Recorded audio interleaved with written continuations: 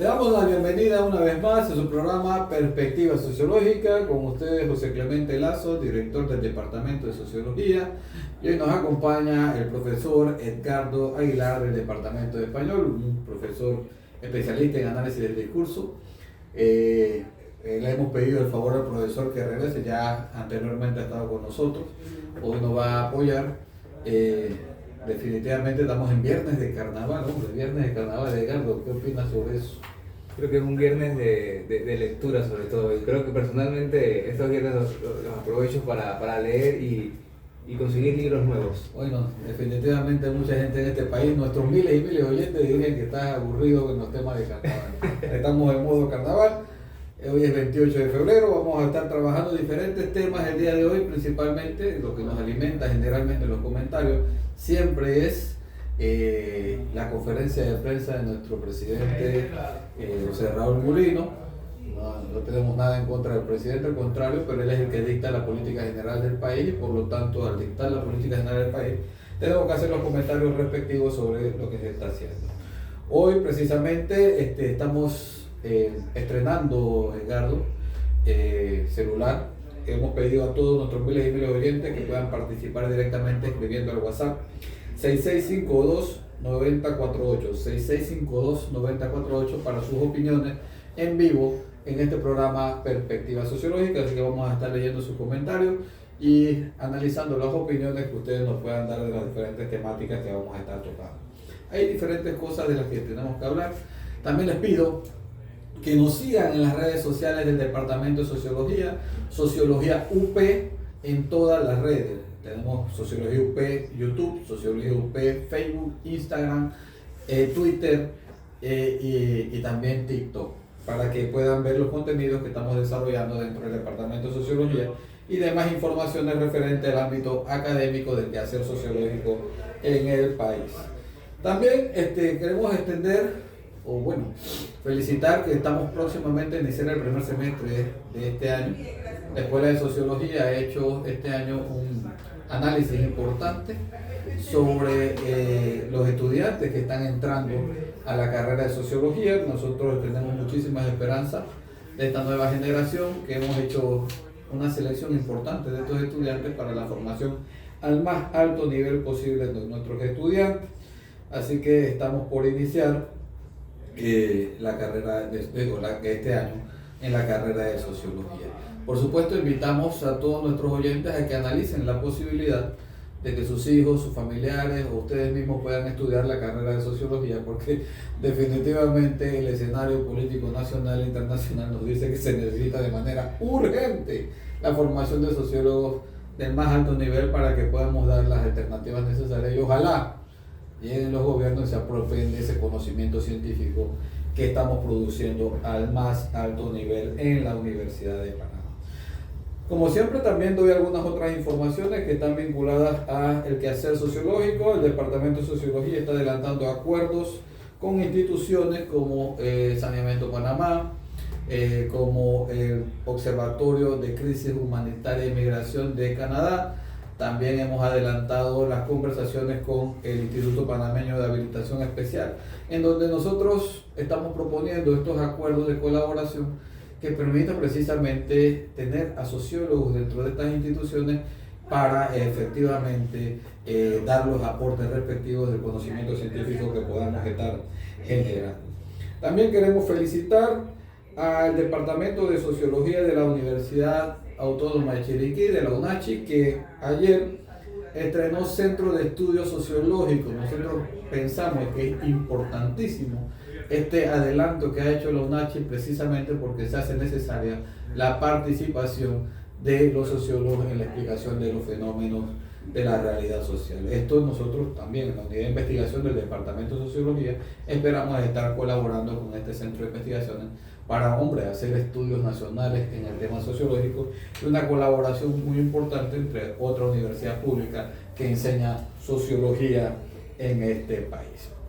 Bien, terminado esto, profesor Edgardo, como hoy vamos a conversar, vamos a hablar de algunos temas, primero de temas internacionales, después vamos a estar hablando sobre algunos aspectos del discurso del presidente Mulino ayer, el tema de la mina, que fue uno de los temas que se tocó, y por supuesto no podemos dejar de lado la Caja de Seguro Social y el proyecto de ley 163, que se vislumbra precisamente con preocupación un conflicto social importante en el país, dada la situación que se está desarrollando. En las internacionales podríamos hablar de la salud del Papa. ¿Qué podemos decir eso, profesor Edgardo? Bueno, hay una comunidad muy contenta con la buena salud del Papa, la labor que ha hecho con, digamos, romper así ciertas estructuras ideológicas religiosas y dar ciertas libertades totalmente de la condición humana. Es favorable para todos los creyentes, y creo que todos comparten esa muy buena noticia del Papa. Me alegro, nosotros pensamos que en efecto tenemos un primer Papa progresista, y definitivamente desde aquí le mandamos muchos deseos de recuperación inmediata. Presenta alguna mejoría como tal, pero yo creo que en efecto el enfoque con el que ha desarrollado su papado, principalmente lo primero, la Laudato Si, que es la encíclica sobre el ambiente, ha sido una de las, bueno, nosotros lo somos mucho en términos de la asignatura Sociedad, Medio Ambiente y Desarrollo, precisamente por la denuncia entre la racionalidad económica que deteriora el ambiente constantemente y las posiciones que ha tenido frente al tema de la discriminación de diferentes grupos, tanto mujeres como los grupos LGTB, ha sido loable principalmente. Por eso es que muchos lo llaman un papa progresista, cosa que en efecto a todas luces le ha traído conflictos internos en una institución que a todas luces presenta ideologías muy conservadoras a través de los siglos. Seguramente para los adversarios no es una muy buena noticia la buena salud del Papa. Bueno, esperamos que siga mejorando el Papa. ¿Cómo no? Sobre el intercambio de rehenes en Gaza y la muerte de niños de Israel y Gaza, también tenemos un comentario muy general. Nosotros lamentamos que la situación de guerra y de conflicto en Medio Oriente esté dando lugar a la muerte de niños que quedan en el medio como rehenes o como víctimas de bombardeos. Yo creo que es importante que los organismos internacionales y los países hagan algo precisamente para detener la muerte de niños de ambos lados como tal. Yo creo que es un error solamente destacar unos y dejar otros de lado. Según la cifra de la ONU, aproximadamente 15.000 niños en Gaza han muerto por resultado de los bombardeos. Lamentamos muchísimo esta situación. Sí. Se ha denunciado como tal, pero ha tenido poco eco dentro de los medios de comunicación. Ahora lamentamos también la muerte de 6 niños israelíes como parte de los rehenes, y precisamente creemos necesario que ya se suspendan precisamente estas conflictividades. A mí me gustaría comentar algo para los oyentes, conociendo esta perspectiva donde hay dos bandos que tienen definitivamente víctimas. Y si uno lee, por ejemplo, el libro de Henry Kissinger, del Nuevo Orden Mundial, nota que en todos sus capítulos hay como una especie de encubrimiento, o más bien justificación de esa política agresiva de Estados Unidos, o que tuvo Estados Unidos en su momento para bombardear otros países. Pero luego cuando uno lee a Noam Chomsky y el libro ¿Quién domina este mundo? Y descubre que hay crímenes de guerra y que Estados Unidos efectivamente bombardeaba a hospitales, escuelas, centros de refugio, uno se queda pensando algo, profesor, y es que la información, cómo se plantea, me da la impresión que nosotros manejamos una prensa muy norteamericana, muy estadounidense, donde va a posicionar la labor de Estados Unidos, pero ya en otras latitudes, por ejemplo puede ser caso España, donde sí se evidencian noticias con un poquito más de evidencia, más de registro de la situación de Gaza. Bueno, definitivamente yo creo que hay que destacar lo que está ocurriendo, hay que denunciarlo como tal. Y en efecto sabemos que hay muchos niños inocentes en todos los bandos, y eso es precisamente lo preocupante de estos conflictos como tal. Yo me niego a que se utilice precisamente la muerte de niños inocentes como parte de discursos políticos para justificar las acciones de un bando o de otro. Yo creo que eso es lo que hay que evitar precisamente a toda costa. Y otra cosa que tenemos que destacar en términos internacionales es la vuelta, el repunte, el fortalecimiento de la derecha extrema en el mundo. Los resultados de las elecciones alemanas son sorprendentes, principalmente por el repunte que ha tenido la derecha extrema, que no había tenido ese repunte, o por lo menos había prácticamente desaparecido de los escenarios políticos después de la Segunda Guerra Mundial. Estamos hablando de posiciones fascistas, posiciones altamente de visiones de desigualdad entre los seres humanos, que aparece precisamente en ideologías de derecha y de derecha extrema como tal. Este caso es altamente preocupante porque tenemos países que ya no esconden precisamente esta posición. El presidente de Hungría, en un discurso hace algunas semanas, decía con alegría: la derecha extrema ha vuelto, habían pensado que nosotros habíamos desaparecido, porque la última vez que la derecha extrema dominó el mundo suceden los casos que sucedieron precisamente con la Segunda Guerra Mundial, campos de concentraciones, holocausto, etcétera, etcétera, en el mundo. Y creo que esto es bastante preocupante precisamente porque estamos viendo centros de poder mundial que están vueltos y develados directamente hacia una derecha extrema sin más ni más. Y precisamente esa apertura ha dado lugar precisamente al envalentonamiento de diferentes grupos en diferentes latitudes del mundo, y eso no excluye precisamente a Panamá. Entonces, nosotros consideramos que precisamente el avance que se había tenido directamente en términos de derechos humanos, de igualdad, de inclusión, se ve bastante afectado precisamente tanto por los discursos antes, ahora por la acción de gobiernos que obtienen el poder y que establecen un conjunto de políticas que son excluyentes y discriminatorias en el mundo. Me gustaría comentarle que el discurso de por sí es una herramienta social que va a representar ideologías, y con las ideologías hemos convivido desde el principio de nuestras sociedades. Es decir, que las ideologías no son peligrosas en sí, ¿no? Ha habido conflictos siempre. El tema va a ser, por ejemplo, caso de Panamá, una población que esté fastidiada, cansada de una supuesta derecha que está haciendo el bien por el país, y salga una derecha extrema. Es preocupante, pero también es preocupante algo, y usted me ayudará, el tema de cómo se concibe la izquierda. ¿Cuál es ese modelo de la izquierda? Porque cuando hablamos de la izquierda, seguramente los oyentes pensarán en Cuba, Venezuela, pensarán en China, pero realmente esa es la izquierda a la cual nosotros nos estamos refiriendo. Bueno, precisamente yo creo que hace falta muchísima docencia en términos de los conceptos ideológicos con los que tienen los seres humanos y se manejan como tal. Yo creo que de una forma malintencionada, y tenemos que decirlo de esta manera, los medios de comunicación, que son parte de un grupo de personas que posee ideología, ha establecido precisamente a través de los años la descalificación de una ideología particular. Tú oyes en los medios de comunicación que dicen: no, ellos están llenos de ideología. Precisamente ayer el presidente de la República, al referirse a las comunidades que están en Río Indio, las definía como que hay mucha siembra ideológica. Esa era la expresión que hacía el presidente de la República en su discurso ayer.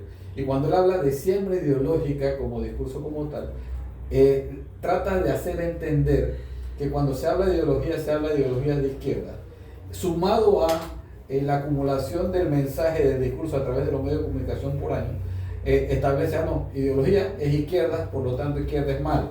Sí. Entonces, cuando tú defines en la dicotomía entre izquierda y derecha, si tú dices izquierda es malo, entonces derecha, ¿qué es?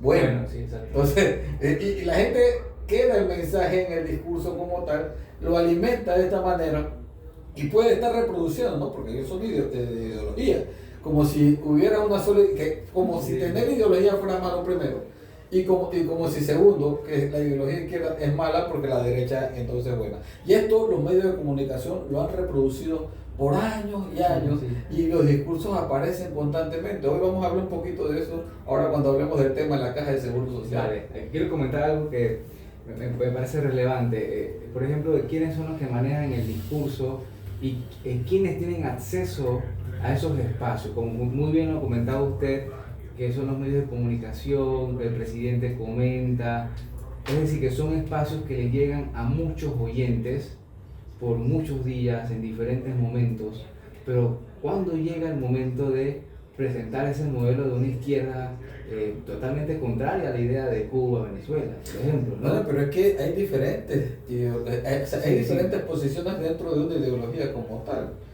Entonces, eso es importante hacerlo esencial porque, digamos, hombre, hay derechas extremas. Vamos a hablar de los regímenes como el nazismo, es una derecha extrema totalmente, que definitivamente el mensaje que deja con respecto a lo que ocurrió cuando la derecha extrema controló cierto expansionismo, discriminación, holocausto. Estamos hablando de ideologías de derecha y de derecha extrema como tal. Pero también, o sea, yo siempre he dicho, los extremos no son muy adorables precisamente. También tenemos visiones de izquierda que precisamente no han dejado el mejor sabor en ninguno o en algunos de los países donde ha gobernado. Pero las ideologías existen, están. Lo importante precisamente es entender, uno, que no hay ser humano que no posee ideología. Eso es lo primero, Sí. todos tenemos. Entonces, por eso yo insisto, cuando usted escucha a un periodista en un medio de comunicación diciendo que la izquierda, hombre, estás enunciando una ideología, pero tú posees una, indicando a esa misma como tal. Es decir, tú no escuchas por ningún lado esas ideologías de derecha. No lo escuchan. Porque no se dice, cuando se habla de ideología, se habla de ideología y la gente cree que inmediatamente no, que esos son de izquierda, y entonces inmediatamente comunistas. Pues no, definitivamente, todo comunista es de izquierda, pero no todo el de izquierda es comunista. Y esto lo digo en un juego de palabras para que se entienda. Que la izquierda como definición, invito a todos nuestros miles y miles de oyentes que puedan hacer, busquen un diccionario. Una ideología de izquierda se refiere a aquellas personas que creen que es posible la igualdad entre seres humanos. Así de sencillo, que creen que es posible la igualdad de seres humanos. ¿Cómo es posible hacer esa igualdad? Bueno, ya estaría en términos de la política pública. ¿Qué hacer? Ya las ideologías de izquierda dicen, bueno, acabemos con la empresa privada y entonces establezcamos igualdad para todos. Pero eso es una posición de izquierda que podemos decir, bueno, de izquierda extrema. Eso podría estar vinculado. Pero hay otras visiones de izquierda que te indican que en efecto, o sea, necesitamos trabajar por la igualdad entre los demás. Y el centro del mensaje, perdona que te interrumpa, el centro del mensaje de una ideología de izquierda es igualdad entre los seres humanos. La derecha, mira, yo creo que la gente no lo sabe cuando acusa a la izquierda, pero no acusa a la derecha. La derecha entiende de que es necesario mantener esas desigualdades. En pocas palabras, frases como siempre habrá ricos y pobres es una frase de una persona de derecha que cree que hay niveles, no todos somos iguales en términos de trato, iguales en términos de acceso. Entonces, bueno, unos somos más afortunados que otros. Entonces, esas visiones son de derecha como tal. Ahora, ¿hasta dónde mantener estas desigualdades? Por ejemplo, la visión del discurso de la superioridad aria de los nazis establecía una diferencia total. Espérate, nosotros somos los destinados a dominar el mundo, sí, porque somos blancos, sí, porque somos ojos azules, altos. Entonces, esta condición nos hace superiores a los demás. Esas visiones son de derecha como tal. Y es precisamente lo relevante de presentarle a nuestros oyentes este tipo de estructuras ideológicas, cognitivas, incluso podría decir, porque el discurso tiende a representar y a multiplicarse. Entonces ya el oyente que escucha al presidente, a los medios y piensan que bueno, la ideología de izquierda es mala, ya se llega a su mente, se queda fija y no se busca la definición de Por izquierda. supuesto, busquen la definición. Yo invito a nuestros miles y miles de oyentes, inclusive al presidente de la República, porque ayer habló de ideología para que se ilustre un poco, aunque yo estoy seguro de que él sabe lo que yo estoy diciendo. Simplemente que los medios son utilizados intencionalmente para manipular a las poblaciones. Y es precisamente en el análisis del discurso que una de las preguntas fundamentales es ¿cuál es la ideología que tiene? O más bien, ¿quiénes tienen acceso a replicar los discursos y por qué tienen ese acceso?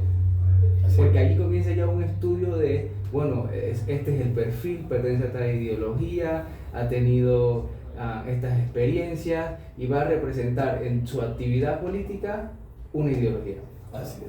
Bueno, antes de ir a la pausa, quería reiterarle a todos nuestros miles y miles de oyentes que está disponible el 6652-9048, 6652-9048 para sus comentarios vía WhatsApp y poderlos tener intercambio con ustedes en vivo en este programa Perspectiva Sociológica. Al regresar de la pausa vamos a estar hablando del discurso de nuestro presidente y algunas observaciones que creemos son necesarias hacer precisamente para ir adelantando lo que el país necesita como tal.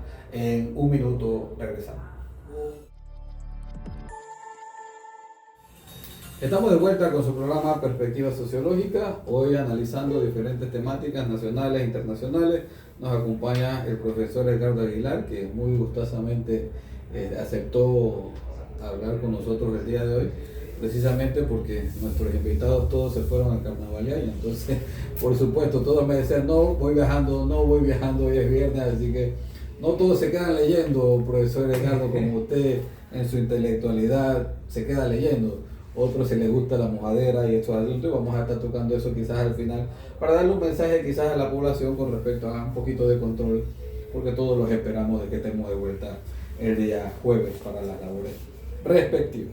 Bien, nosotros estuvimos tocando en el primer bloque el tema internacional, el tema de las ideologías, creo que vamos a tocarlo un poquito más adelante, pero sí quería hacer mención precisamente de los aspectos nacionales con los que nuestro presidente, quien dicta los planes generales, los ejes centrales del desarrollo de la política y la actividad que va a tener este país, siempre aprovechamos su discurso de los jueves como un insumo importante para poder conversar, ¿no? Poder ver desde la perspectiva sociológica cómo nosotros vislumbramos este asunto como tal.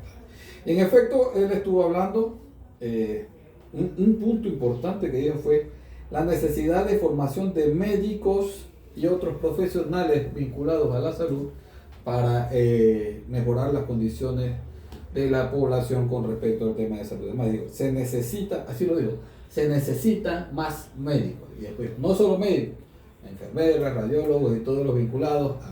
Eso fue la expresión del presidente. Nosotros estamos totalmente de acuerdo con eso. Definitivamente, el único problema que se establece primero, uno, él expresa una necesidad, pero no establece una propuesta para efectivamente la producción de más médicos de alta calidad en este país. La Universidad de Panamá es una de las universidades de mayor reconocimiento, yo creo que en Centroamérica, en la formación de médicos, enfermeras y demás personal de salud. El problema, señor presidente, es que no hay condiciones para la formación de más médicos, porque los presupuestos que están destinados precisamente a la educación superior universitaria se ven cada vez más reducidos. El tema de infraestructura es un lío, arreglar las infraestructuras universitarias, porque al final, por supuesto, hay una ley de presupuesto que tenemos que cumplir, pero las infraestructuras de la Universidad de Panamá, a pesar de los esfuerzos que hacen las autoridades universitarias, se ven mermadas, retrasadas, y en efecto esto es un problema importante que tenemos que atender, porque si bien hay que formar más médicos, resulta que la Facultad de Medicina, si no me equivoco, ojalá no me equivoque, acepta 100 cupos cada primer ingreso, solo 100 cupos. Y no porque los chicos sean malos los que quedan por fuera, simplemente porque no hay más espacio, simplemente porque no hay condiciones para atender a más personas como tal. Entonces, señor presidente, se necesitan más médicos, pero necesitamos el fortalecimiento de las instituciones que producen médicos en este país, como la Universidad de Panamá, para que no recibamos 100, recibamos 200 personas y podamos producir muchísimos médicos según la demanda que la población tiene. Pero no solamente se dice, bueno, necesitamos más médicos, pero y entonces... Y hacemos énfasis en esto porque también nos preocupó. O sea, el presidente empieza diciendo que va a cumplir con su campaña de un hospital de mascotas por 14 millones de dólares. Hombre, yo no creo que no sea importante. Sí, es importante. Yo tengo una perrita que efectivamente sufrimos mucho porque son parte de la familia como tal. Pero hombre, también necesitamos médicos. Y necesitamos presupuestos, principalmente en la Universidad de Panamá, para la formación de este personal. Y no solamente este personal, porque al final pareciera en el discurso del presidente que hay una separación entre lo que él piensa que debe formarse para precisamente que el país avance en el eje que el país. Yo pienso que él está pensando en el mercado. Yo estoy hablando del país como tal. Que el país avance, pero parece que esa desconexión está involucrando en que él no entiende a la universidad como parte del país y necesaria para efectivamente llenar los espacios que la sociedad panameña necesita. Y la universidad pública de este país es la alternativa precisamente para la formación de estos profesionales que en efecto se ven, los estudiantes de menor ingreso se ven beneficiados con una carrera universitaria como ha sido históricamente las universidades públicas del país y específicamente la Universidad de Panamá. ¿Iba a decir algo? Sí, me gustaría comentar lo siguiente respecto al presupuesto y la infraestructura que pasa en el sector educativo en Panamá. Se traslada un problema a la situación de si hay presupuesto, no hay presupuesto, o cuáles son las condiciones de ese centro educativo. Sin embargo, me da la impresión que sí hay presupuesto, el tema es que se recorta para las universidades, y también otro problema va a ser la misma gestión. ¿Por qué el Estado, no el gobierno, por qué el Estado no ha invertido más en esa capacidad, en la formación de nuestros médicos? Bueno, yo creo que, por eso digo, y no le echo la culpa a este gobierno como tal. Los gobiernos, que por supuesto este lo está repitiendo, no entiende la importancia de la universidad en el desarrollo del país. No entiende la importancia de la educación como tal, porque se entiende la educación como una herramienta para suplir al mercado, pero no se entiende la educación como un elemento fundamental en el desarrollo nacional, en tanto una visión de país distinta. ¿Cuál es esa visión de país? ¿Cuál es el plan de desarrollo nacional y qué papel juega la educación, las escuelas y las universidades en ese desarrollo como tal? No sabemos.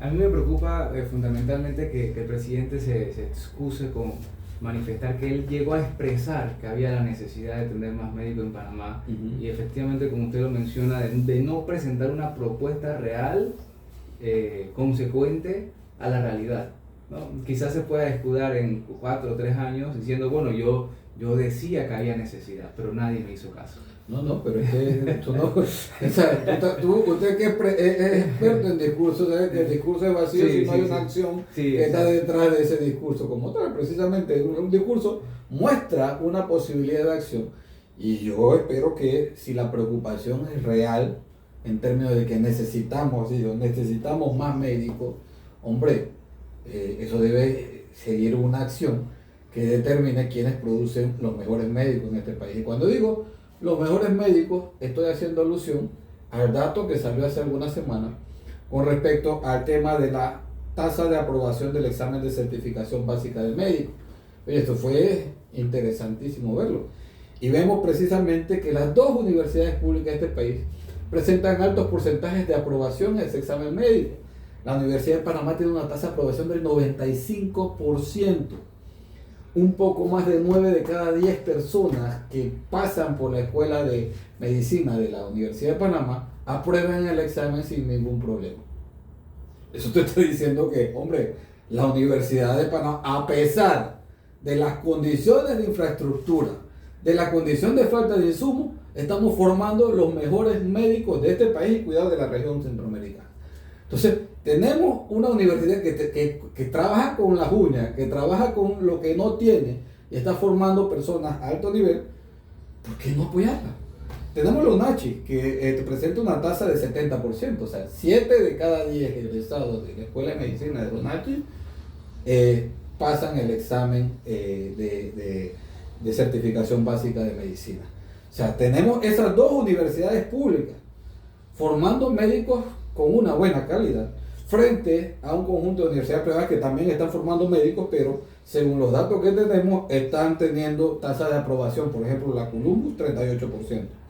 La Universidad Latina, 45%, y la que en mejor condición está apareciendo es la Interamericana con 54%. Es decir, en el caso de la Universidad Interamericana, quizás un poco más de la mitad de la formación de ellos está aprobando el examen básico de certificación. Pues hombre, si tiene un ente público que es la Universidad de Panamá, a pesar de las condiciones infraestructurales, no solamente en medicina, se hacen los esfuerzos necesarios para formar al más alto nivel a nuestros profesionales. Entonces, digo, esto no se dice. Por ahí volvemos a un punto de un desafortunado señor que dijo hace una semana que la universidad es un hoyo oscuro en el que no sabe qué sucede. y que más o menos salen formados los estudiantes, o sea, más o menos, hombre, estas cifras dicen otra cosa. Pero por supuesto, los detractores utilizan discursos de posverdad. Así es. De posverdad, para definir posverdad es aquellos que tú vas instalando en la memoria de la gente sin ninguna prueba real del asunto. Aquí dice, el dato mata al relato, que dice otra institución por ahí, que nos está mostrando precisamente que la Universidad de Panamá forma muy buenos profesionales. Sí, es una labor que a veces no se evidencia mucho, a veces como silenciosa.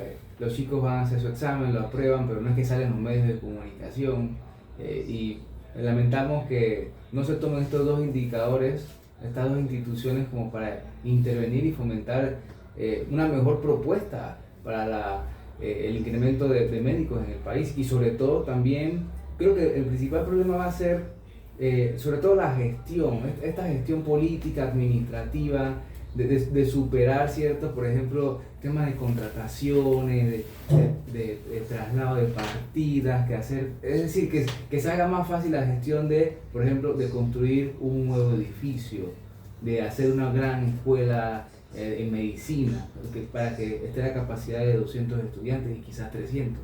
No, te digo totalmente, si se hubieran las condiciones. Pero digo, no solamente esto, porque al final todos los años una lucha por el tema del presupuesto universitario. Y las críticas salen a la luz. Entonces, no, que la planilla, en efecto. O sea, hay una crítica con respecto a cuánto ganan los profesores de las universidades públicas. Hombre, vamos a ver los currículums de estos profesores. Claro que sí. O sea, yo me la paso estudiando, sigo estudiando. O sea, cuando tú ves nuestros profesores, la cantidad de títulos académicos que tienen, la formación al más alto nivel, hombre, y todavía la política que hace la universidad como tal, cada día refuerza más precisamente para que el profesor universitario se actualice constantemente. Se generan programas de maestría, se generan programas de doctorado, y los profesores, en el afán precisamente de ir avanzando dentro de la carrera universitaria, usted lo ve con alta formación académica. Digo, si tú estudias mucho, lo importante es que haya precisamente una recompensa al final del estudio como tal. Sí, esto demuestra que la educación definitivamente no ha sido una prioridad para los gobiernos en calidad de inversión, porque no ha habido como propuestas muy claras, simplemente paliativos, ¿no? de hacer centros así como para sobrevivir en la educación, en las áreas de difícil acceso, mantener un presupuesto, pelear el presupuesto siempre cada año. No veo mucha fuerza en la educación aquí en Panamá. Por supuesto, pero bueno, la Universidad de Panamá nosotros debemos decir efectivamente, con las críticas o las autocríticas que podamos hacer en nuestra universidad, lo que estamos produciendo en términos de profesionales, en términos de investigaciones, en términos de extensión universitaria, producción y servicios, es loable. No se dice mucho quizás porque es fácil que cualquier temerario en algún medio de comunicación con un micrófono al frente empiece a decir cosas que no conoce y que no le interesa conocer, porque lo que quiere es instalar un mensaje a la población diciendo que aquí no se hace nada, para facilitar condiciones, una narrativa que permita precisamente intervenciones a la autonomía universitaria como tal. Entonces, es absurdo, porque en efecto se produce investigación, se produce extensión, se produce servicio, se produce un montón de cosas aquí, y también se produce la conciencia crítica de esta nación. Así es. Que es precisamente esa conciencia crítica la que va siempre a la vanguardia de las luchas sociales en este país. Me gustaría referir la entrevista que le hicieron al vicerrector académico, donde presenta argumentos sólidos sobre la gestión de la universidad y los tantos programas que tiene de investigación que demuestran la labor de la Universidad de Panamá. Oye, sí, definitivamente nosotros aprovechamos este paso para felicitar al vicerrector académico, de investigación y posgrado, que fue el que estuvo en la emisora, donde le dijo lo que tenía que decir, sí. De la manera como un universitario lo dice. Totalmente, sí. Ajá, de la manera como un universitario lo dice. Nunca llegar al patio limoso del Señor, o sea, para que vean lo que se produce en esta universidad como tal. Y hablando de ese tema también, hombre, el mensaje del señor presidente, hombre, de esta universidad, la Universidad de Panamá, Las universidades públicas de este país, llámese UNACHI o de la, producen profesionales de alto nivel, producen investigación. Ese es el mensaje, señor presidente. Nosotros no quisiéramos que la universidad pública tuviera esos matices de política con los que usted acusa como tal, pero están ahí y esa es una autocrítica que hacemos también a la Universidad de Panamá. La Universidad de Panamá yo quisiera que fuera menos política y más académica. Y en efecto necesitamos trabajar para eso. Necesitamos pedirle a nuestras autoridades que sean más académicas y que los niveles de política se reduzcan. Pero en efecto, o sea, ayer hubo una acusación que me parece, hombre, en la percepción fundamentada en esa percepción como tal, de dos universidades públicas de este país. Yo quiero salir al paso a defender a la universidad como institución, no a las personas en particular que están ahí. Entonces, es un atentado a la autonomía de las universidades públicas, es instalar una narrativa para reducir presupuestos y tratar de vaciar el contenido y la utilidad de nuestras universidades públicas, que al final, hombre, son las que permiten que nuestra población joven de menor recursos tenga la posibilidad de una movilidad social importante en este país. Y es peligroso totalmente esa narrativa, porque a través de la educación el ciudadano logra, digamos, una mayor capacidad o un mayor logro de la conciencia del conocimiento y por tanto responder a la sociedad.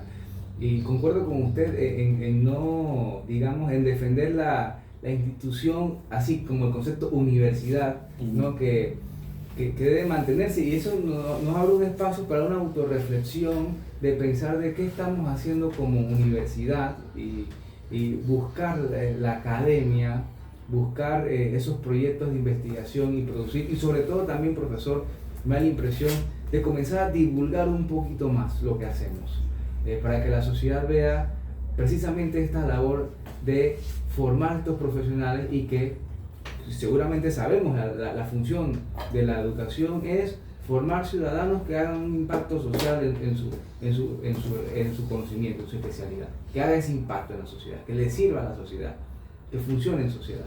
Nosotros esperamos mucho de que prontamente se resuelvan los temas que nuestras hermanas universidades públicas, tanto UNACHI como UDELAS, están experimentando en este momento. Yo creo que la autonomía permite la resolución de los problemas internos, para todas la misma autocrítica, menos política, más academia, que es lo que recibe. Pero aún así, con estos problemas, hombre, no se puede negar la evidencia de la formación de nuestros profesionales y el aporte que hace la Universidad de Panamá y las otras universidades públicas de este país. Quien quiera desconocer eso, realmente sabemos que entonces hay una mala intención frente al tema de las universidades como tal. Por el contrario, los gobiernos nacionales, inclusive este gobierno, debería estar abocado apoyando a la universidad para precisamente la formación en diferentes aspectos de la realidad social panameña, inclusive en lo que está exigiendo el mercado laboral. Y esto quiero seguir con esta crítica porque más adelante en el discurso del presidente de la República le preguntan sobre el tema de la contratación de personas extranjeras frente a la producción de profesionales nacionales. Y el presidente dice, bueno, es que quiero destacar a Copa. Dice así, quiero destacar que Copa está formando y después quiero destacar a otra empresa. Señores, la universidad está allí. La formación de técnicos de alto nivel lo pueden hacer las universidades públicas de este país. ¿Por qué sigue ignorando ese asunto? La empresa privada tiene su papel dentro de una sociedad. Resuelve cosas que no puede resolver el gobierno como tal, ni las instancias del Estado. Nosotros no tenemos duda de eso. Pero, como dice Dinamo, zapatero a tus zapatos, sí. Por allá se aplica eso, acá no.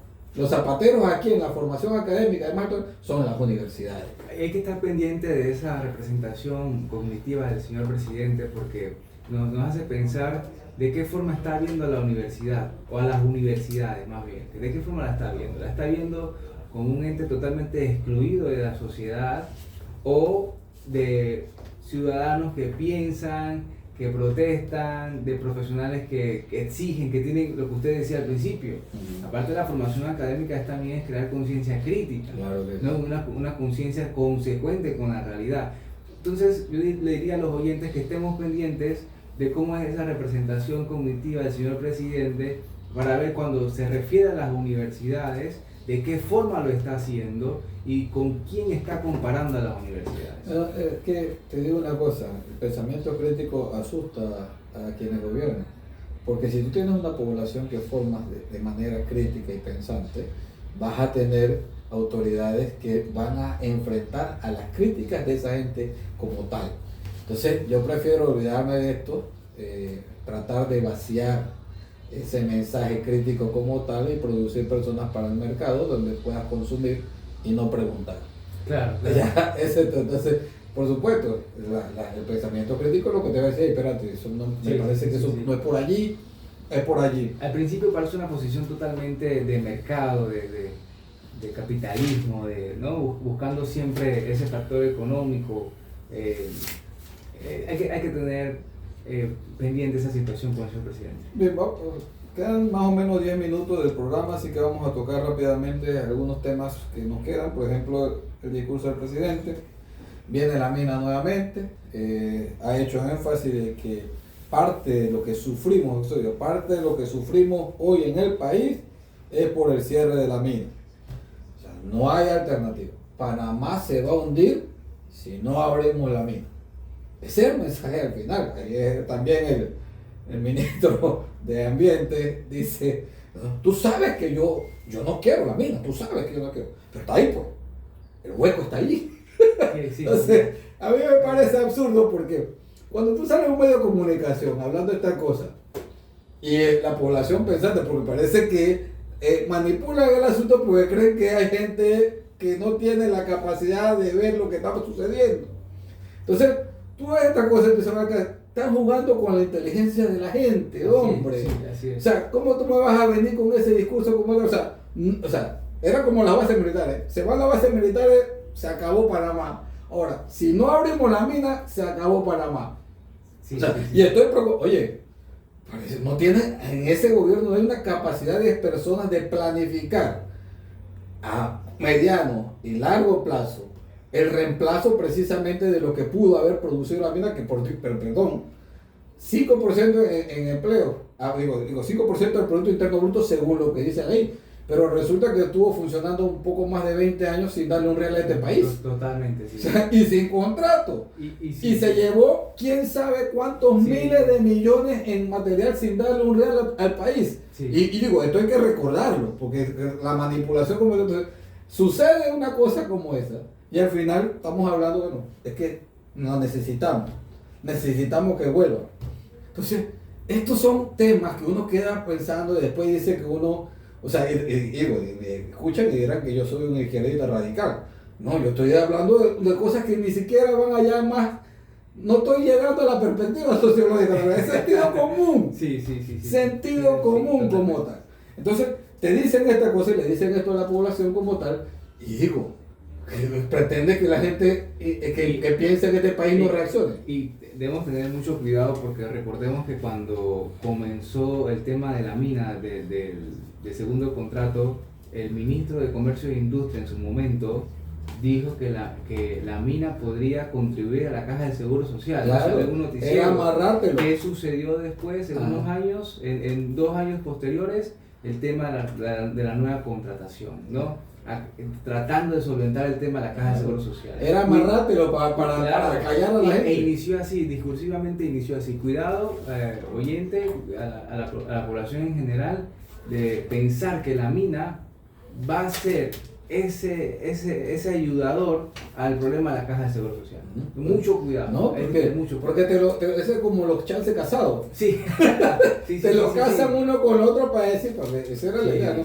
Vamos a subirle la pensión a todo el mundo, pero quédense tranquilitos porque, señores, la mina no le ha producido nada al país, por el contrario, ha generado un impacto ambiental mayor. Nosotros estamos claros de que hay un impacto económico de quienes estaban vinculados a la mina, pero ¿cuáles son las alternativas? No puede ser que tiene que ser la mina. Panamá es un país turístico, hermoso, tiene la sostenibilidad, bello, o sea, ¿dónde están las estrategias en el Plan Nacional de Turismo? ¿Dónde están las alternativas reales para eso? No, porque no se tiene intención de buscar alternativas. La única alternativa es volver a abrir la mina. Sí. Ese es el asunto. Y han manipulado a la población como siempre la han tratado de manipular respecto a esto.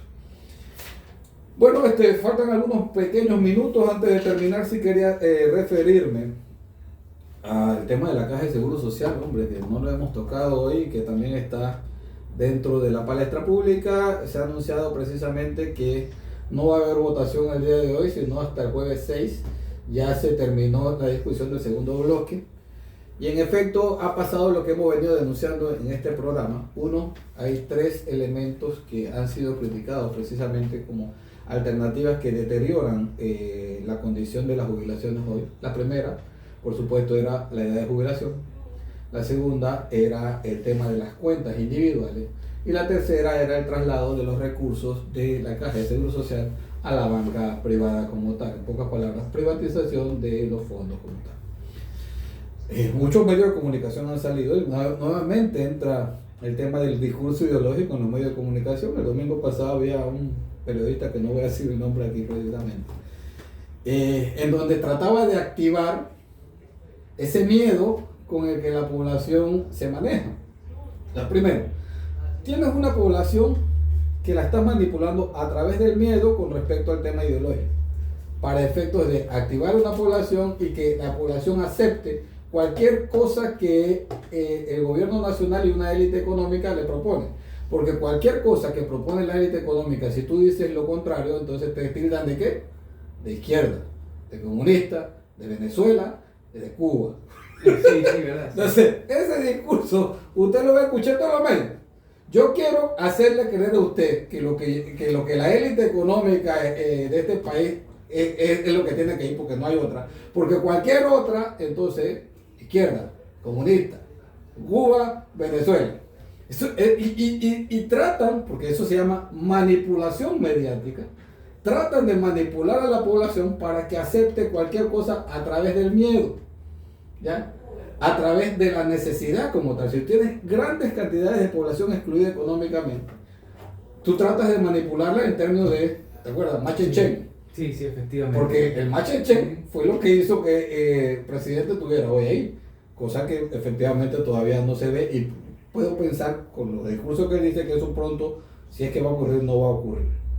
Entonces, efectivamente se manipula, pero como lo hemos dicho hace un momento, hay una visión de derecha dentro de los medios de comunicación que no dicen que son de derecha, ni que dicen que son de derecha extrema, pero acusan a todo el que se opone a algo, porque si tú te opones a algo, entonces te tildan de izquierda, de comunista, y de Venezuela y de Cuba. O sea, y la gente se asusta y dice, no, dijo Venezuela-Cuba, Venezuela-Cuba, no queremos Venezuela. Hombre, tenemos aproximadamente el 22% de la población en extrema pobreza en este país. Sí. Y digo, peor, o sea, en esas condiciones que viven precisamente totalmente excluidos, que de eso precisamente acusan a Venezuela y Cuba. Profesor, tenemos como 3 preguntas, pero nos quedan pocos minutos. Yo solamente voy a referir una que nos mandaron por WhatsApp. Repito el WhatsApp, que es 6652-9048. Oye, llegó nuestro primer chat de WhatsApp. Sí, acá nos estamos escribe, contentos. Acá nos escribe la usuaria Noemí. Parece que es una pregunta del primer bloque. ¿Es posible un partido político de izquierda en Panamá? Bueno, yo creo que no es solamente posible, es necesario. Es necesario, pero vuelvo y digo, ¿de qué izquierda estamos hablando? Exacto. Hay diferentes izquierdas y tenemos que debatir con respecto a esta posición como tal. Y por supuesto, los colegas de izquierda dirán, bueno, pero Lazo es un reformista porque no es la mía. Entonces, hay que debatir esto, hombre. Todos los países europeos tienen su partido de izquierda y tienen diputados de izquierda. Otra pregunta, no tiene nombre este usuario, pregunta, ¿cuál es el futuro de la Caja de Seguro Social? Bueno, el futuro es incierto en la medida en que se vaya a aprobar este proyecto de ley 163 como está. Porque al final le han dado un caramelo a la gente. El caramelo es, no vamos a subir la de jubilación, pero las cuentas individuales ponen en peligro tu jubilación como tal. Es más, te la ponen en una visión de que te puedas jubilar con el 30%. Entonces, claro, decimos eso y después dicen no, que en Cuba con $5 y en Venezuela con 45.